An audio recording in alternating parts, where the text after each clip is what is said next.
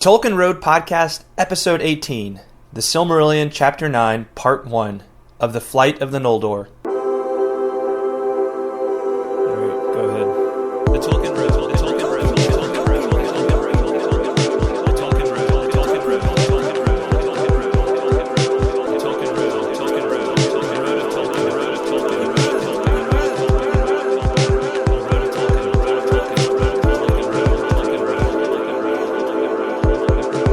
Tolkien Road, the Tolkien Road, the Tolkien Road, Hi everyone, John Carswell here. Welcome to the Tolkien Road Podcast, your conversational guide to Middle-earth and the works of J.R.R. Tolkien. On this episode of the podcast, we continue our discussion of the Silmarillion with the first part of Chapter 9, wherein the Valar must determine what to do after the attack on the two trees. We also look at Melkor's next steps and what becomes of his partnership with Ungoliant. Please leave us a rating and feedback on iTunes. We'd love to know what you think of the Tolkien Road. Enjoy the show! All right. Hello, everyone. Welcome to another episode of the Tolkien Road. This is your host, as always, John Carswell, here with my co-host, Greta. Hello. Tonight, or on this podcast, I guess I should say, we're going to be discussing Chapter 9, at least the first part of Chapter 9 of the Silmarillion. So we decided preemptively to break it up into two parts because it's a longer chapter, and we didn't want to feel like we had to rush through any stuff in order to cover all the ground we wanted to cover. We know we've run long in some previous episodes when we had a large story or section of the Silmarillion to cover. So we thought it would be best to take our time, break up this chapter into two parts, and I think there's a pretty natural break point for it. And also, we figured we'd go ahead and catch up on the haikus for the first few sections of the Silmarillion because we didn't really start doing those until like Chapter 3, I think. Right. So, I figured we could do a shorter part of Chapter 9 this week, and then also do what really everyone is tuning in this podcast to hear, been waiting to hear, which is haikus for Ainulindale, Valaquenta, and then Chapter 1 and Chapter 2. So. And the intro. And the intro, yes. Yes. Uh-huh. I wish you'd given me more notice. I would have come up with an extra special theme song for an extra special haiku moment in our podcast. So maybe I'll just need to do an extended version of my current. No, why don't we skip that part? Oh, I've been practicing all day. No. Oh. You see, you can't. If you're going to tell me it's coming, I'm going to tell you not to do it. Okay. Sorry. That's all right. We probably didn't have time for it anyway because we have a lot of haikus to get through. That's a good way of looking at it. Mm-hmm. Yeah. Yeah. Good. Yes, I agree. We can agree on that. I know you secretly like my haiku song. Mm-hmm. Yeah. Mm-hmm. You just don't want to admit it because you think it'll make you look uncool. So yeah, Tolkien haiku. So I guess we'll just start there. And we will jump right in, to the Tolkien haikus to the makeup for the Tolkien haikus. Who's going to start? You want to do paper, rock, scissors? Yeah, let's do rock, paper, scissors. All right. Do it right this time. Okay. Okay. What are we playing? Paper, rock, scissors, or rock, paper, scissors? Let's do scissors, paper, rock. Scissors, paper, rock. I've never played that one before. It's pretty similar. Okay. You ready? Okay. Well, what are the rules? It's the same as rock, paper, scissors. And paper, rock, scissors, and rock, paper, scissors. So are there grenades in this one? No grenades. No grenades? No, because grenades equals cheating. Oh. Well, something, the scissors can cut the grenade. I remember that. Can it? Yeah, because it's like a little bomb. It cuts the off the bomb. What? That's how you defuse a grenade? It's just by cutting the top off? Not in real life. No, don't try this at home. It shouldn't. Don't try this at home when you try to defuse a grenade. Well, then it shouldn't be part of the game if you can't do it in real life. Well, does paper really cover a rock extremely well and stop it from hurting you? Have you ever heard of paper mache? You can make a rock out of paper mache. And you can use paper mache to cover a rock. Okay, wait a minute. So, but how is, like, the rock is used to, like, you can throw a rock at somebody. Or you can, a rock crushes scissors. Well, that happens in real life. But when? You've never used a rock to crush scissors before? No, okay. Have you? Obviously, my logic for not allowing grenades is faulty. All right, well, we can play according to your backwards rules. We'll just do paper, rock, scissors. Not backwards, they're playground rules. All right. Except on my playground, we had grenades. Well, you obviously went to a much more violent elementary school than I did. How would paper take care of a grenade? Would paper blow up a grenade? Can't. That's why I think grenades are cheating. Would grenades blow up paper?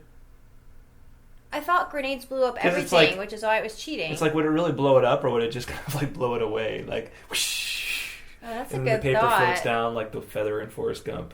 And then it covers the grenade and diffuses it. All right, see, you just did the feather song, so I should be allowed to do my haiku music. No, that's a real song, though. I'm not just making something up there. All right, let's do our haikus. All right, let's stop wasting time. We're going to be more efficient in this episode. Oh, that's right. Darn it. We've already failed. Right. We've already failed.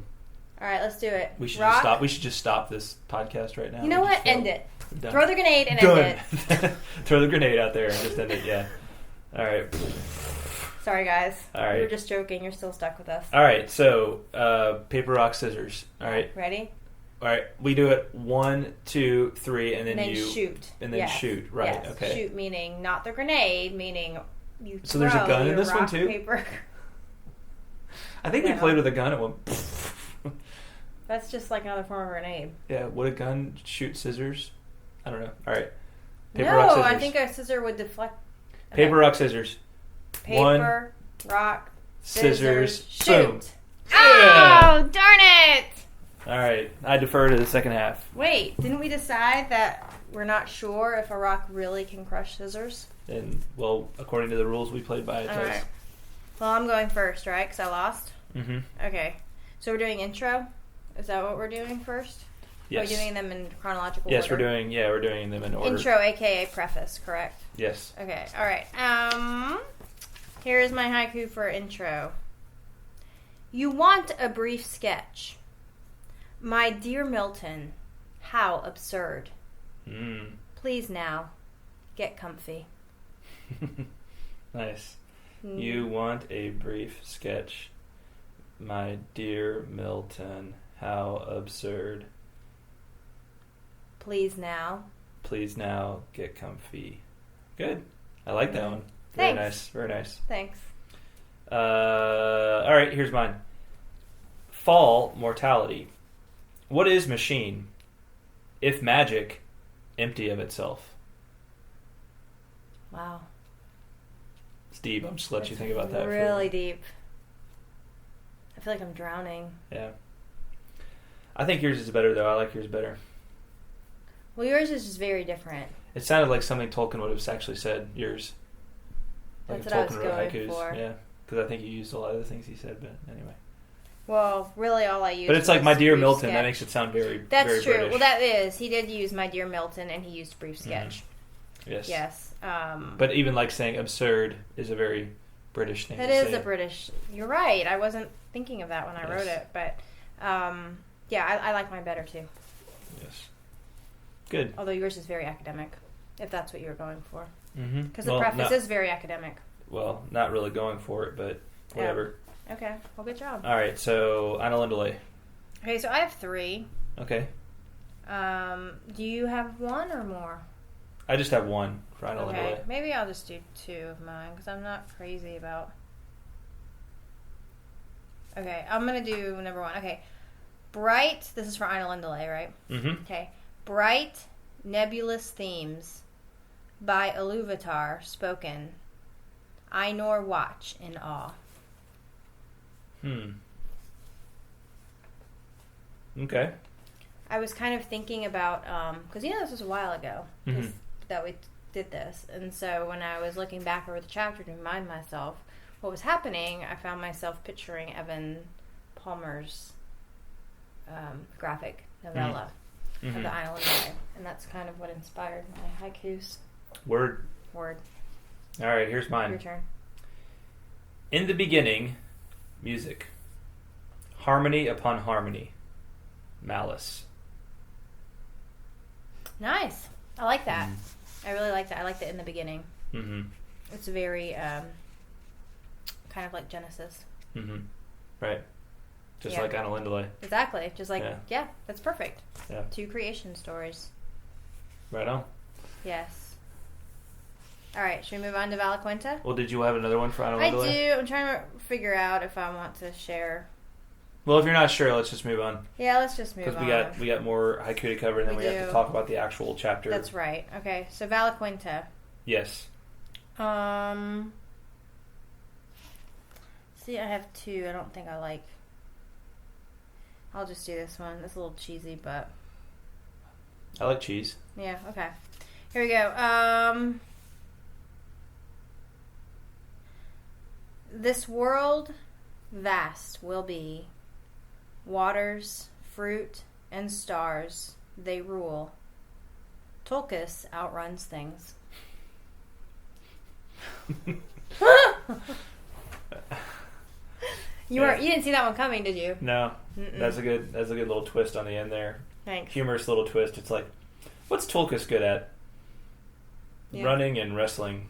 Yeah. He is a hardy friend. Yes, and he's a hardy friend, yes. But he's not very good at counsel. Right. Well, here's mine. All right. Vala to govern.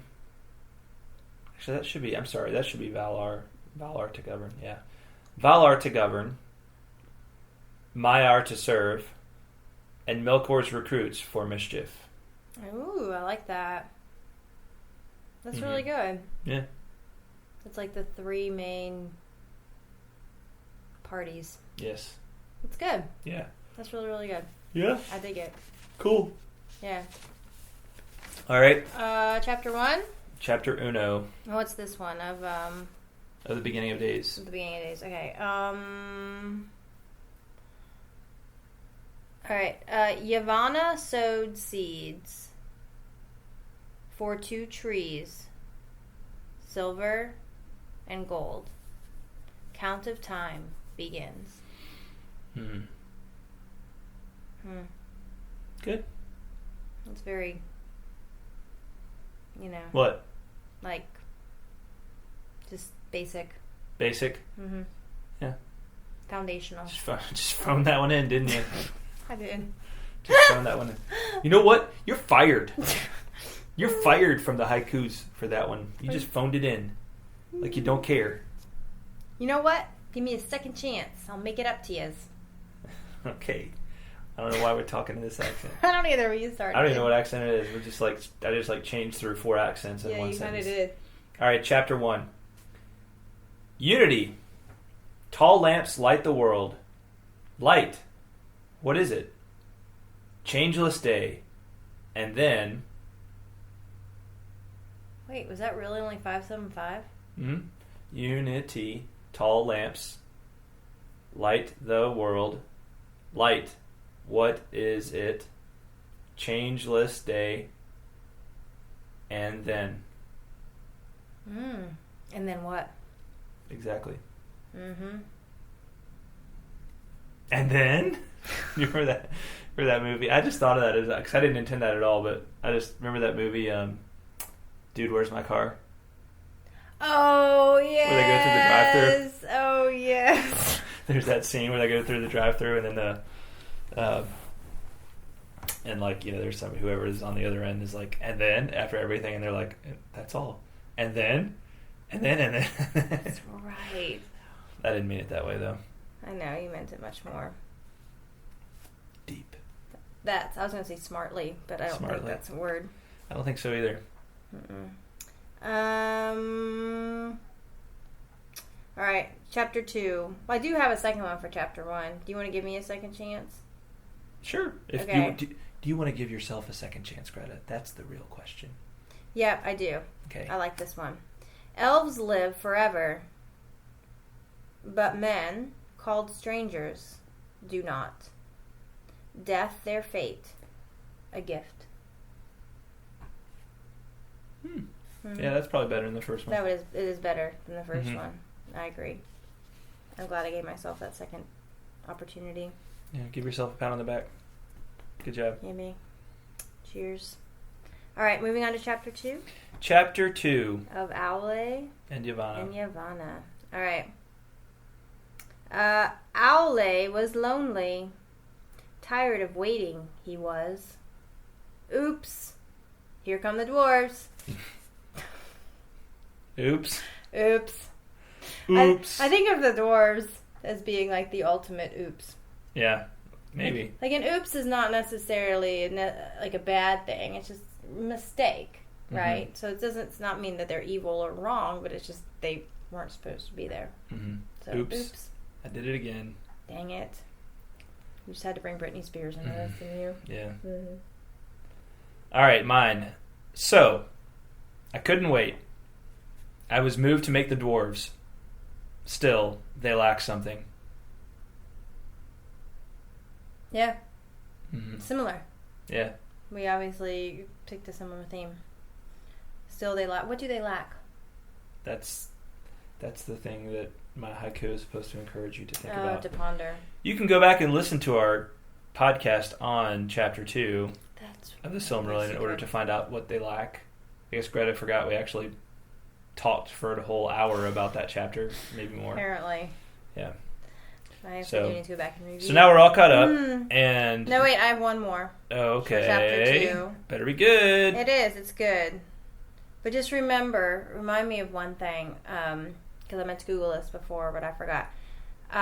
So, that movie... Wait, did you just promote Google on our podcast?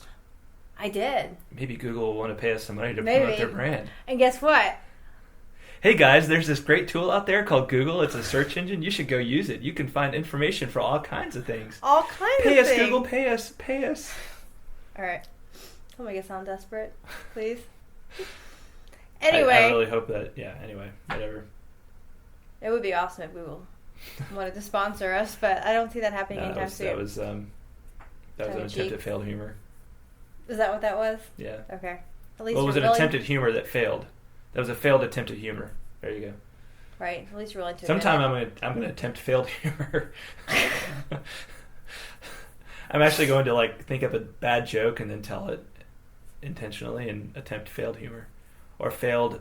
So wait, failed attempt at failed humor. A failed attempt at failed humor. Yeah. Okay. We need to stop this now. All right. So anyway, that movie that was awesome that we loved. Is this your next haiku? Yeah. That movie that was awesome that we loved. Okay. No. Yes. Yeah. This is my question, so I want to make sure I do my haiku right. All right. Okay. That movie, Guardians of the Galaxy. Yeah. All right. The tree. What was his name? Groot. It was Groot. Okay. I couldn't remember if it was Groot or Groob. So anyway, here we go. All right.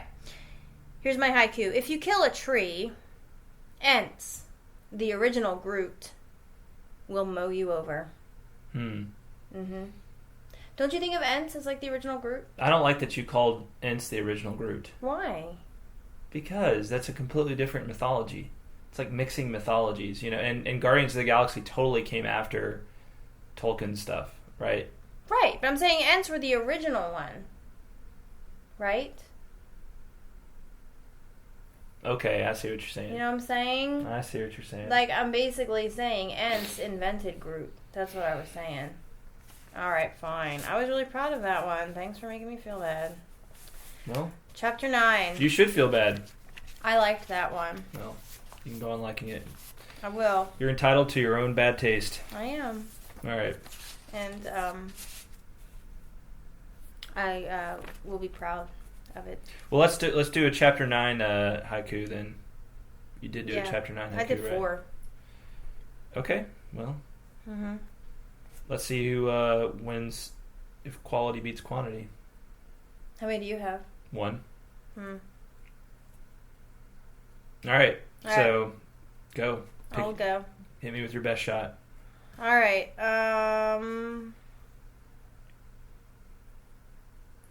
so you're only going to let me do one of them? Is that what you're saying? No, well, 1 and then I'll do mine. Okay. This is just kind of getting a haiku overload here. We've done several haikus. I know, we have done several haikus. All right, okay. So maybe just pick your very best one and we'll do that. I'll just pick my very best one. Okay. Notorious. Yes. Disgusting, cruel, and black. Please, just go eat yourselves. In reference, obviously, to Melkor and Ungoliant. Yes. Just go eat yourselves. Just go eat yourselves.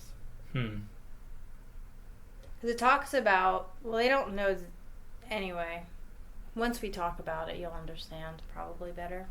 Yeah. No, I hear you. All right, here's mine. All right. The trees are dead, yet they might live if Fëanor would yield his life's work. Mm-hmm.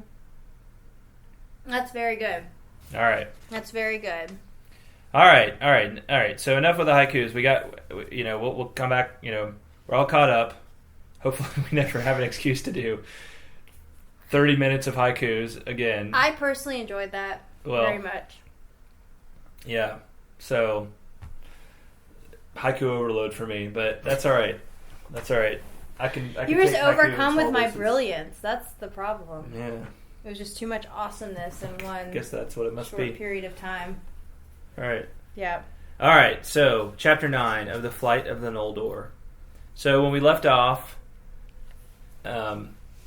Melkor and Ungoliant had just attacked the two trees, right, and covered the whole land of Valinor in this just all engulfing darkness. This darkness. This darkness that seemed to have its own being. Right. It wasn't just a lack of light; it was like this suffocating darkness.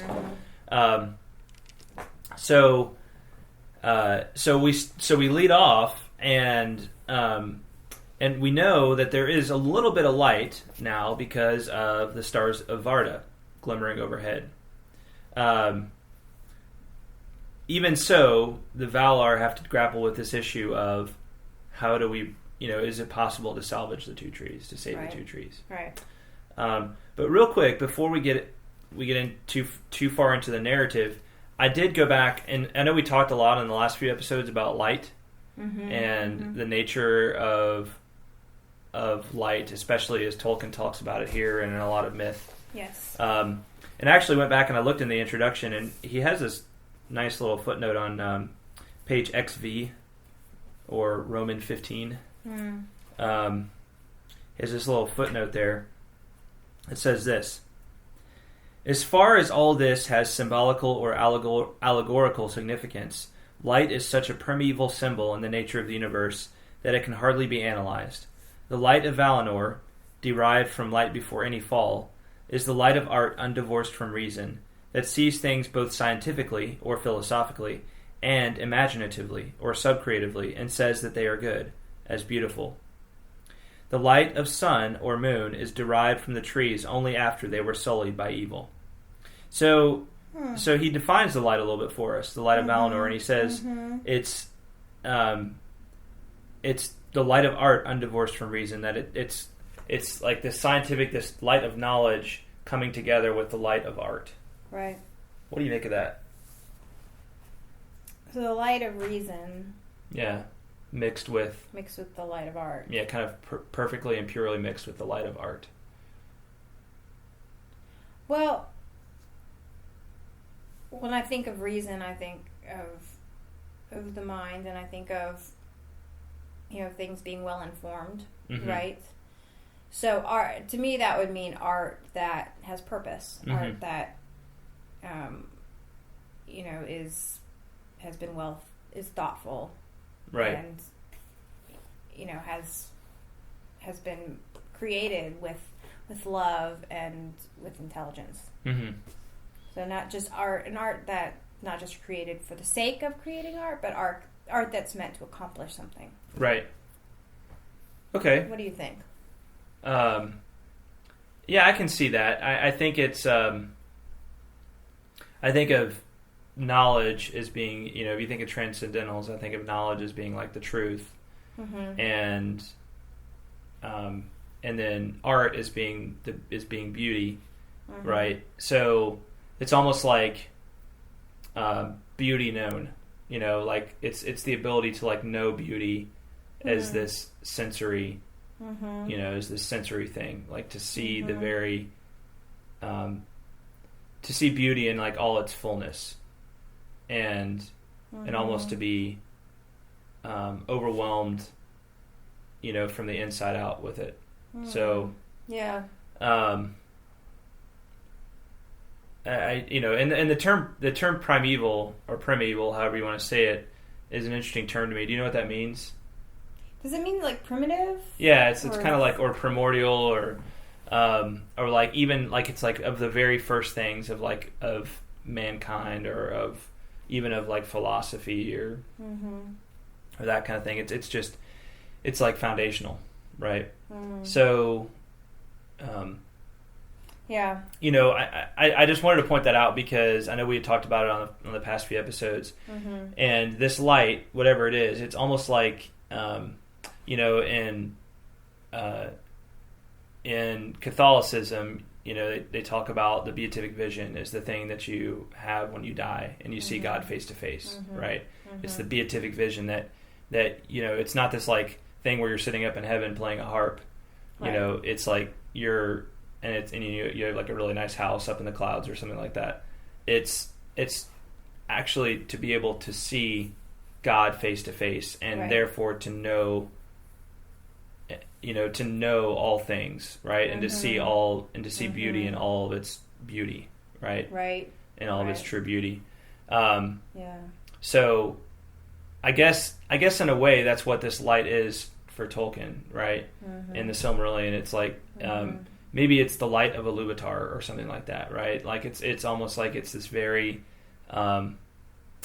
you know, it's this transcendental that you can't get any better than. It's just this thing that you just, if you looked at it, you would just be completely taken up in it and lost in it, right? Yeah, they'd overcome you. Yeah. I remember reading recently, and I can't remember where it was, but it may have been in a jeweler's shop, but reading about beauty and how beauty being well informed is what leads to truth. And so that's basically, I think, what you're saying that's essentially what this light is. It's a light that leads you to the truth. Yeah, I think so. Well, but they're like perfectly mixed too. It's like they're perfectly like they're two sides of the same coin, right? Right. Yes. They're perfectly harmonized. There's no defect in them. But I mean, he basically says though that light is such a primeval symbol in the nature of the universe that it can hardly be analyzed. So I think we don't want to go too much further in analyzing it. I think we've done a lot over the last couple episodes. Yes. We could probably go on, but you know, let's continue on with the story. I mean, Tolkien himself says it's hard to analyze it, you know, for what it is. But it's this thing that that we all seem to be drawn to and all seem to hunger for, right? Is this this transcendental sort of light, you know? Yes, absolutely. That is both beauty and truth, ultimate beauty, ultimate truth together. Yes. All right, so here we are. The Valar are all extremely bummed out because the trees are dying, if not already dead. And so Yavanna says, the light of the trees has passed away and lives now only in the Silmarils of Fëanor. Foresighted was he. Even for those who are mightiest under Iluvatar, there is some work that they may accomplish once and once only. The light of the trees I brought into being, and within Ea I can do so never again. Yet had I but a little of that light, I could recall life to the trees ere their roots decay, and then our hurts should be healed, and the malice of Melkor be confounded. And so basically Fëanor is put on the spot, and it's like, all right, here you go, Fëanor. Yeah. Yavanna says, a chance to save the world. Yeah, she can heal the two trees if you're just willing to part with the Silmarils. Right. And so in response to that, Manwë says,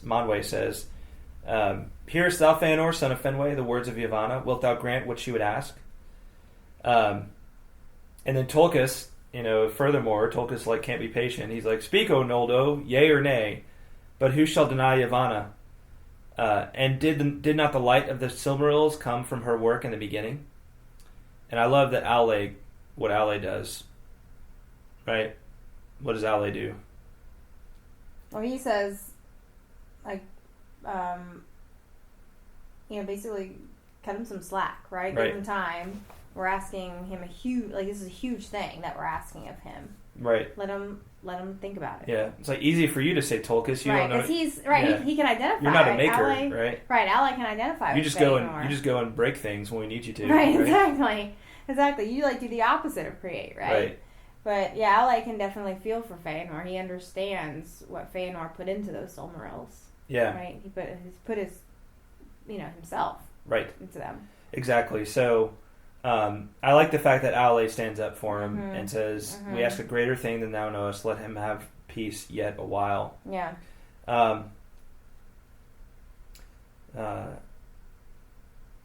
Now, Feanor's response to this is to cry bitterly. For the less, even as for the greater, there is some deed that he may accomplish but once only. So he's basically saying, yeah, Yavanna, what you said, I can't do this again. Right. And in that deed his heart shall rest. It may be that I can unlock my jewels, but never again shall I make their like. And if I must break them, I shall break my heart, and I shall be slain, first of all the Eldar and Aman. Now I have to say, in the next couple of paragraphs, Mondos annoys me a little bit. Because I guess this is what Mondo... He just has these one-liners, right? And you're like, huh? He's like that guy that never speaks, and all of a sudden he says a few words, and you're like... Well, he's like that guy who's to everything, he's like, that's what she said. It's like, shut up, Yeah. Well, he lives in the underworld, right? Isn't he the keeper of the gates of... he's around dead people all the time. You can't expect him to be super social. You know what I'm saying? Yeah. That's true. Probably... That's true. Not his strong suit. He's kind of a grim fellow. Yeah. But he says, I shall be slain first of all the Eldar and Aman. And he's like, not the first. It's like he knows this big secret. Not the first. Wink, wink. He's like looking at the TV, looking at the camera. Not the first. It's almost like it's, kind of sitcom-ish, or like a cheesy take on a sitcom. Not the first. Your dad just got slain by Melkor. Oh, that's what that's referring to. Yeah. I see. So he knew before everybody else knew. Is that what he was talking about there? Yeah, exactly. Oh, okay. So, Feanor, the seeds that Melkor had sown before are coming back to haunt them because Feanor still does not trust the Valar. Right. And he looks at them and says... almost accuses them of being in conspiracy with Melkor. Melkor, right? They do. He says, a thief shall reveal thieves. And is he not Vala, as are they? And does he not understand their hearts? Yea, a thief shall reveal thieves. Yeah. This thing I will not do of free will, but if the Valar will constrain me, then shall I know indeed that Melkor is of their kindred. So is he basically saying that I'm not going to do this unless you force me to? Right. And if you tie me down and force me, then I'll know that you're in cahoots with Melkor. Right, well, he basically says, I'll have been proven right. Okay. Mm-hmm. And then Mondos responds by saying, thou hast spoken. Thou hast spoken. It's like, thank you, Thanks, Mondos. Captain Obvious. That's who he is, Captain Obvious, yeah. And then Nienna goes and she cries, and with her tears washed away the defilements of Ungoliant. And she sang in mourning for the bitterness of the world and the marring of Arda. And then that's when we learn that Finwë is slain by that's Melkor. Feanor's father. Exactly. Right? Okay. And so there's messengers come from Formenos, and they tell them all that not only have the Silmarils been stolen, right? So it's almost like it's out of the question at this point to even, Feanor doesn't even have them anymore. Right. Right? So not only have they been stolen, but Finwë has been murdered. And... So real quick, the reason, just to review real quick, so the reason that Feanor wasn't there is because he came to the party, right? And so Finwë was there by himself with the jewels. Right. Right, so that's why he was the one that was killed. Right. He refused to come to the party. Exactly. And that's why they were separated. Okay. Yes. Got it. And it says, Then Fëanor rose, and lifting up his hand before Manwë, he cursed Melkor, naming him Morgoth, the black foe of the world. And by that name only was he known to the Eldar ever after. So, like, seriously, I don't, like, after this page, I don't think Melkor is really used ever again. So it's he becomes Morgoth after Morgoth. this. Okay. Yeah. So he's the black foe of the world. And... that's what Morgoth means. Exactly. Okay. Exactly. So, here's my question. What do you think would have happened if Fëanor had consented to giving the Silmarils before obviously they were stolen, but even if he had just said yes, I will. Even if he had just said yes. Like I will give them over because this cause is the cause of restoring the two trees is greater, you know. Yeah. Well, the Silmarillion would probably be much shorter.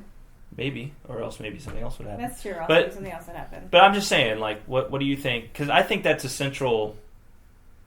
Here's the thing, all right. What other figure made something and then was threatened with having to destroy it and give it up? Aule. And what did he do? He consented to... Yeah, he was willing to do it. He was like, I made a mistake, and he repented, and he was like, I will destroy these things. He didn't actually destroy them, though. Because Iluvatar stopped him. I see. Like, right? He had mercy, right? Exactly. He was gracious. Okay. Because Aule, he saw Aule's heart, and he saw that Aule's heart was in the right place, right? Mm-hmm. And so he, not only that, but he gave Aule's beings a life of their own and souls of their own. Right. Yes, I see what you're saying. I guess what I'm trying to say is that I think that you know that you could view this and say that, and now I'm not trying to say that this is going through Tolkien's mind, but I think you could look at this and say that Fëanor was put to the test here, and that if he had been willing to part with the Silmarils and destroy them, I think that Iluvatar would have intervened and given his own new life to the two trees, just like they did for Aule. Exactly, right. Interesting. Yeah. Or something along those lines. Maybe they would have destroyed the Silmarils, but then Iluvatar would have recreated them, you know, after their light had been used. Something along those lines. Yeah, is what I'm saying. Yeah, I can definitely see that. You know. Yeah, keeping with that theme of you passed the test. Right. I mean, exactly. It's like an Abraham and Isaac thing, right? I mean, Abraham was willing to sacrifice his only son, right? Yeah. And when he showed that he was willing to, God provided the lamb, or the ram, rather. Yes. So yeah, I see what you're saying. That's an interesting thought. That had not occurred to me. But Fëanor obviously did not pass the test. No, he did not, and there's going to be hell to pay. But that's interesting because they even mention here that they basically say somewhere they were like, had he said yea at the first before the tidings came from Formenos, it may be that his after deeds would have been other than they were. So even that hints at things could have gone much differently. Yeah, and I don't know what it means that his after deeds would have been other than they were. So we'll obviously see more of what happens in the next part of the chapter when we talk about that next week. Though, isn't it? Yeah. But now that because it says now the doom of the Noldor drew near. I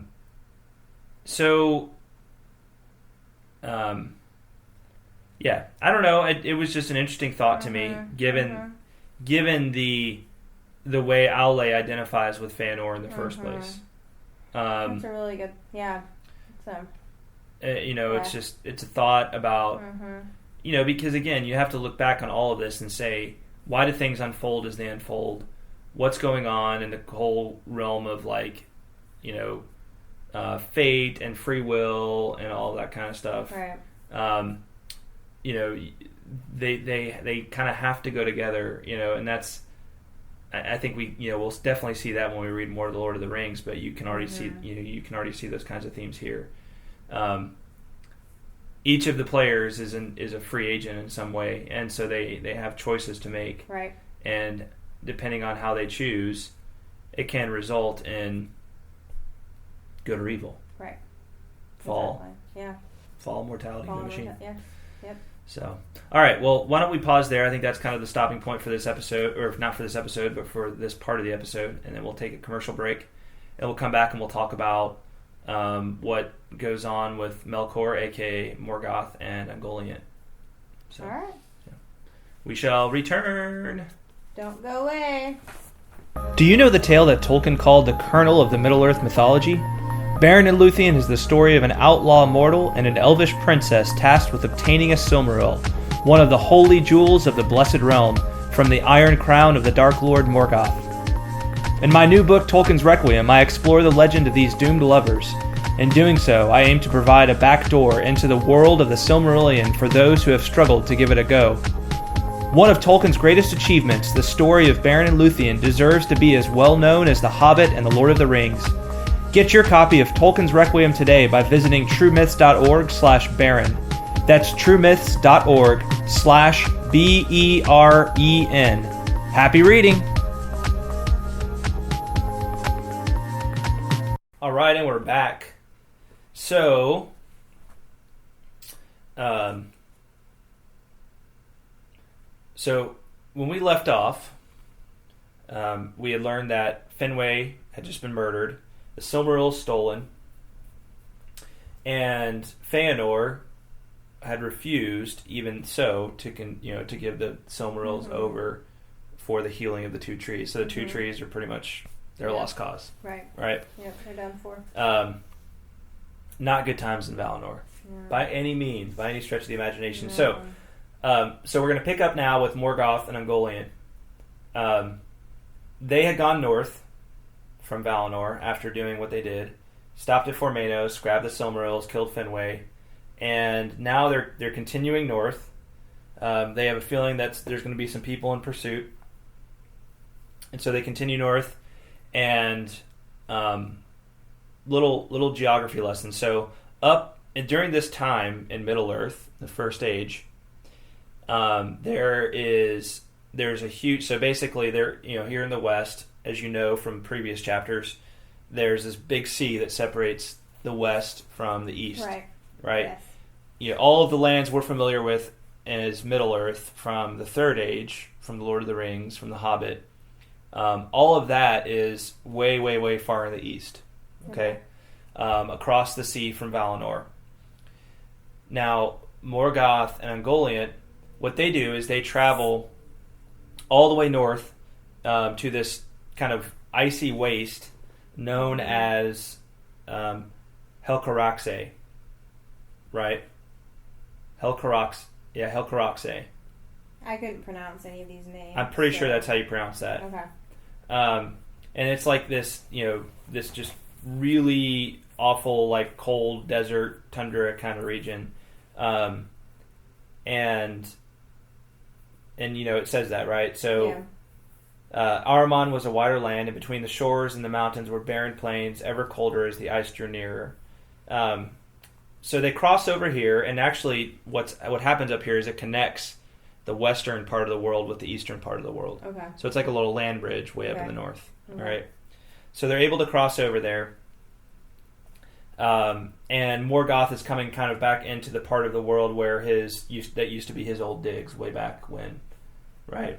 Right. Way back before he was first captured and I see. Okay. Brought into captivity for 3 ages. So, so they go on. Morgoth, it says, together they went on, for Morgoth could not elude Ungoliant. And I read that twice because I was like, yeah. So he's trying to figure out a way to get the heck away from her, right? He's like, all right, I have used you for all that I want to use you for. Now get away from me, right? Right. Yes. You hideous spider creature. Mm-hmm. And it says, and her cloud was still about him, and all her eyes were upon him. Oh, all her eyes. I know. Oh, yuck. So creepy. Yeah, that's got to be one of the creepiest things about like spiders is all those. All You know, it's it's not bad enough that they've got like the big arched legs and everything. Yes. It's like then they got the bulbous like little like eyes, however many eyes they have. So gross. Yeah. Moving on. Yes. No wonder Melkor or Morgoth wants to get away from her. Right. Yeah. So they began drawing near the ruins of Angband, right? Angband, which is where his kind of palace used to be, right? His dungeon his stronghold used to be. Right. And Ungoliant is like, hold on just a second. Blackheart, I have done thy bidding. I hunger still. Right? Mm-hmm. And what would thou have more? Dost thou desire all the world for thy belly? I did not vow to give thee that. I am its lord. She says, not so much. But thou hast a great treasure from Formenos. I will have all that. Yea, with both hands thou shalt give it. And that was what he said before. Right? Yeah. That's what he had promised. Yeah, with both hands. And so he does this thing where he like opens his left hand and he says, "Oh, here's all these beautiful jewels we took." Mm-hmm. And she's like, "Oh, wait a second. Those were, she gulps him up. She's like, that was tasty." And then she's like, "But I know you still have the Silmarils in your other hand, right?" Right. So she's hungry for the Silmarils, and obviously that's like the spoils of war for him. So he's like, "No, this is what I wanted," right? Because he lusted for the Silmarils. Yes. From the first time he laid eyes on them, he lusted for those. Yeah. So he's not about to give those over to her. But, and we even saw this at the end of the last chapter. Ungoliant is like getting like hideously large with all of this, that she's just like vacuuming up. Yeah. And he was getting, it actually says he was getting lesser by the power that had gone out of him.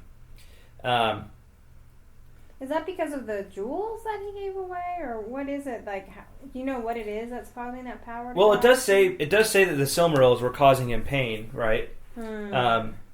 Yes. But I have to think too that it also had taken him a lot of power just to do all the things that he had been doing. I see. Right? Yeah. And he is a finite being, right? He's not infinite. Right.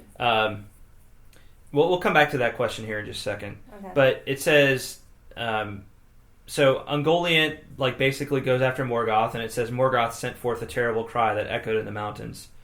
I have to think of Morgoth giving a girly cry, a girly man cry. Here, stop it! Yeah, stop! You're scaring me. I'm just the Dark Lord of all the world. But that's kind of the weird thing. Maybe a weird thing about evil. About the nature of evil is when it doesn't get its way or things don't go as planned, it tends to be a crybaby.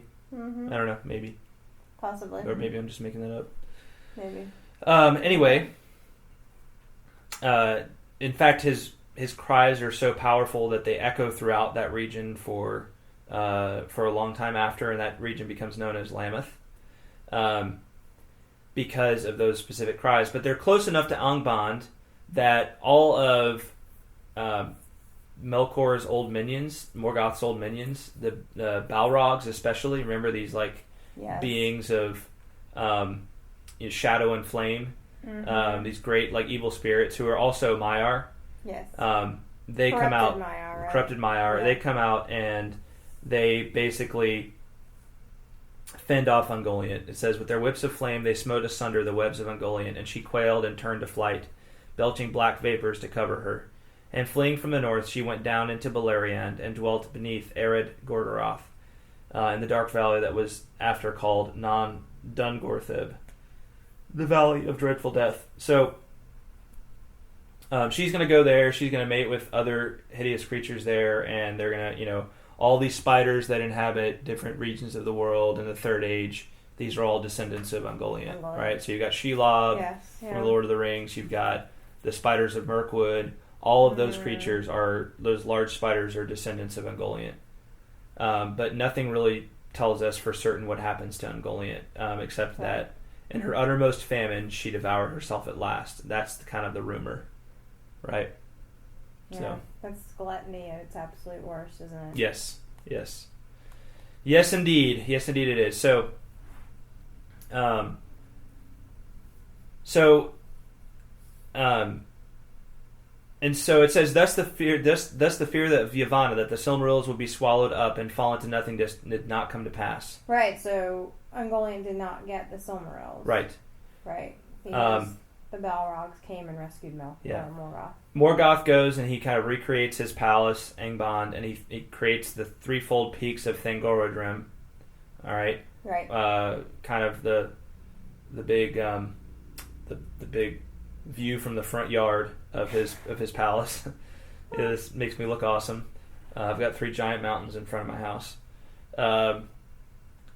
and he continues to kind of breed his army, and so he wants to become the Lord of Beleriand. Right?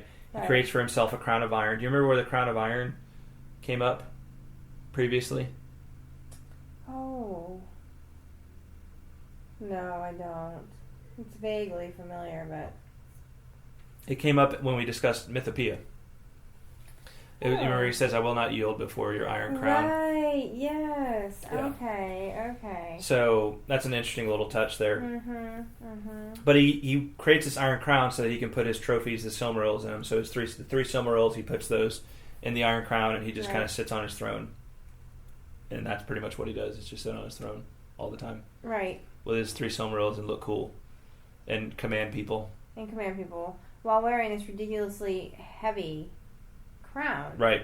Right? I mean, iron is not light. Yeah. That crown he never took from his head, though its weight became a deadly weariness. Yeah. I mean, that's interesting in and of itself. You know, it talked about this before when it said the Silmarils were burning him, but he refused to let go, right? Mm-hmm. There's this pride that he has in these things and what he's done.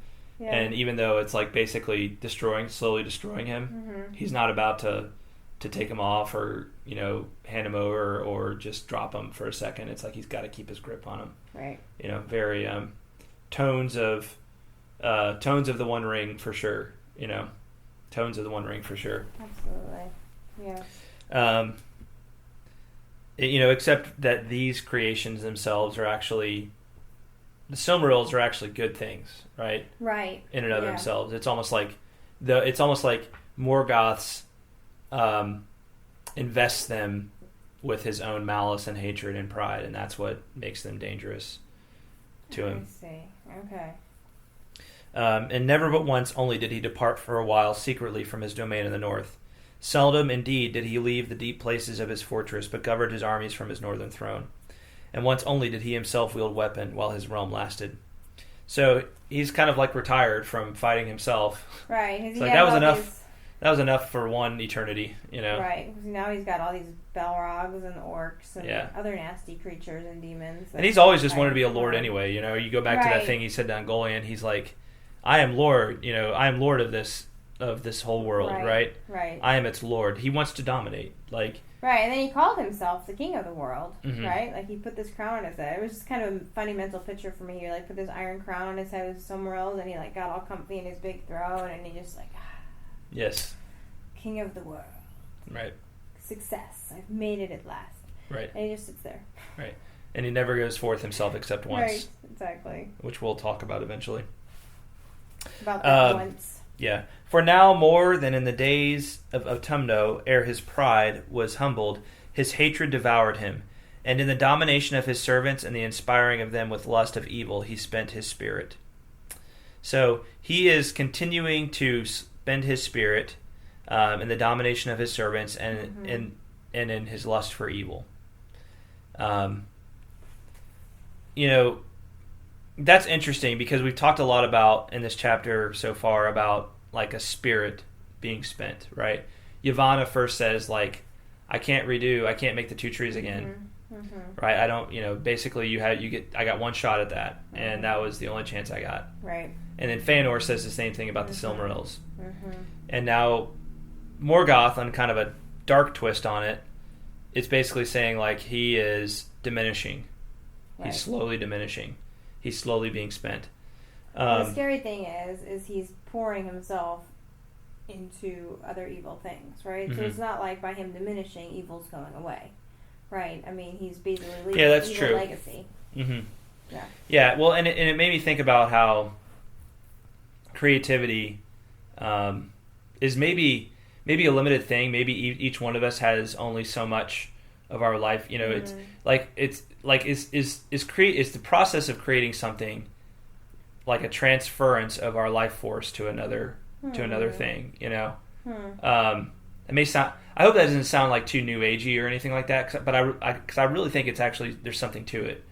Because I think about like some of my favorite musicians. You know, I love music, as you know, and there really does seem to be this thing where as people, you know, as musicians grow, and you know, rarely do you ever find a musician who it's like he's making the best stuff, he's making better stuff now than he did when he was younger, right? Right.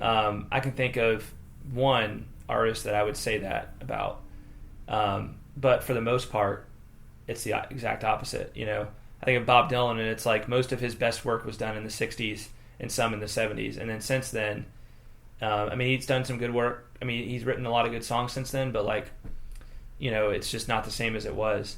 Or I think of like, you know, the surviving members of the Beatles, or even just like more recent bands where it's like, can they really top what they did before, when there was something a little more you know, you think there was something a little more vital about the things that came before, right? Literally vital, that it just felt more like true to life or invested with life, with the power, with the kind of a raw energy, right? Well, how much of that do you think is because when you're just starting out, you feel like you have something to prove, right? And you're gonna try harder, right? When you're new at something, and when you're just coming onto the scene.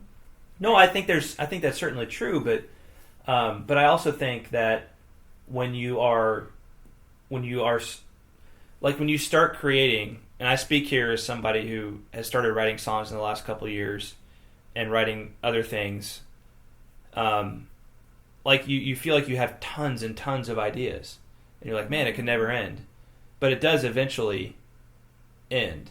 You know, I think it does eventually come to an end where you're like, okay, it just like our own lives do, right? We get old and we're not as strong as we used to be. We're not, you know, we don't have as much energy as we used to. We can't sing as well as we used to. We can't do anything as well as we used to, right? I think the same thing has to apply to creativity, especially as you spend it.